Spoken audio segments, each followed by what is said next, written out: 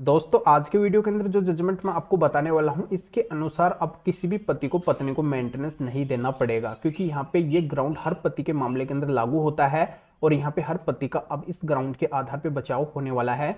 इस जजमेंट के जरिए से बचाव होने वाला है। तो कौन सा जजमेंट है जो इतना बड़ा फायदा पति का करने वाला है, इसकी जानकारी मैं इस वीडियो के अंदर बताऊंगा। पर पति को करना क्या है, वीडियो को बिल्कुल अंत तक देखना है, तभी पूरी जानकारी समझ में आएगी, क्योंकि आधे अधूरे वीडियो से कभी भी जानकारी समझ में नहीं आती है। और ये आपका अपना चैनल है, इसको अगर आप अभी तक सब्सक्राइब नहीं करे हैं तो पहले इसको सब्सक्राइब भी कर दीजिए और साथ में बेल आइकन को भी दबा दीजिए। तो चलिए शुरू करते हैं। तो वेलकम दोस्तों, मैं हूं आपको अपना एडवोकेट जितेंद्र। तो दोस्तों ज़्यादातर पतियों के द्वारा मेरे पास में यही सवाल आते रहते हैं, बार बार यही पूछना होता है कि सर हमारी पत्नी हमें छोड़ के जा चुकी है, हमारे से अलग रह रही है, हम उसको पैसा नहीं देना चाहते हैं, उसको हम मेंटेनेंस नहीं देना चाहते हैं, वो हमारे साथ में रहना भी पसंद नहीं करती है। और दूसरा ये भी कहना होता है कि निचली कोर्ट के द्वारा हमारी कुछ भी नहीं सुनी जाती है, निचली कोर्ट के द्वारा तो हमारे ऊपर मेंटेनेंस लगाया ही जाएगा। तो दोस्तों इस जजमेंट के अनुसार मैं आपको समझाने वाला हूं, आपके फायदे की बात बताने वाला हूं कि अब निचली कोर्ट के द्वारा भी आपके ऊपर मेंटेनेंस नहीं लगाया जाएगा, आपकी बात निचली कोर्ट भी सुनेगी। और पत्नी अगर आपसे अलग रह रही है, आपके साथ में नहीं रहना चाहती है, तो उसको मेंटेनेंस भी नहीं मिलेगा।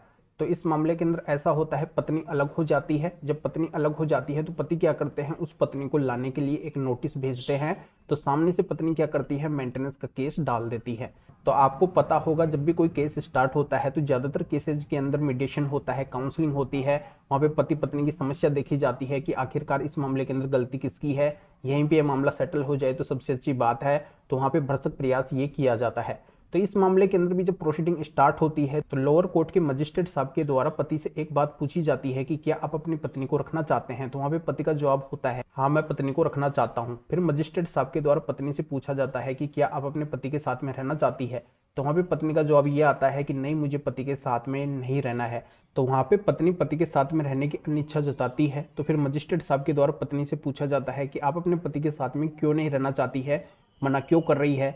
तो अभी पत्नी पति के ऊपर कई सारे आरोप लगाती है कि ये पति मुझे मारते पीटते हैं, ये सही नहीं है, इस वजह से मुझे इनके साथ में नहीं रहना है।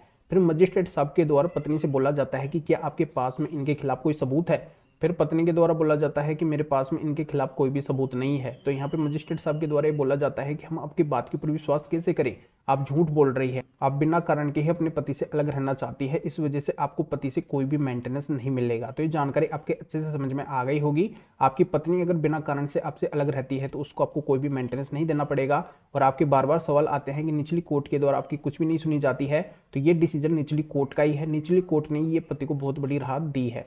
तो और भी अगर आपकी किसी भी तरीके की कोई भी कानूनी समस्या है तो स्क्रीन के ऊपर मेरे व्हाट्सअप नंबर शो हो रहे हैं, इसके ऊपर व्हाट्सअप मैसेज करके अपॉइंटमेंट बुक करवा के डायरेक्टली मेरे से कॉल के ऊपर बात कर सकते हैं। अपनी किसी भी तरीके की कोई भी कानूनी समस्या है तो उसका समाधान मेरे से जान सकते हैं। तो इस महत्वपूर्ण जजमेंट का लिंक इस वीडियो के डिस्क्रिप्शन के अंदर दिया गया है। तो अभी आपको वीडियो को लाइक करना है और शेयर भी करना है, जो और लोगों तक भी ये जानकारी पहुंच सके। तो वीडियो देखने के लिए आप सभी का बहुत बहुत धन्यवाद।